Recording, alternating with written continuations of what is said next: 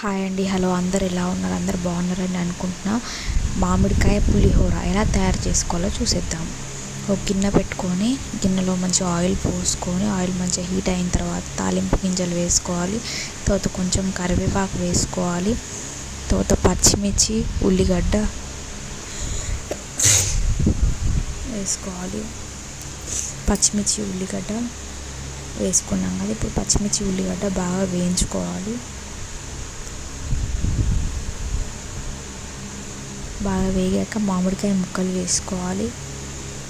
మామిడికాయ ముక్కలు కూడా బాగా వేయించుకోవాలి, ఉడకనివ్వాలి. మామిడికాయ ముక్కలు ఇప్పుడు మంచిగా ఉడికిపోయినాయి.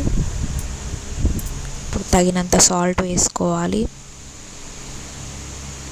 ఇప్పుడు కొంచెం పసుపు వేసుకోవాలి.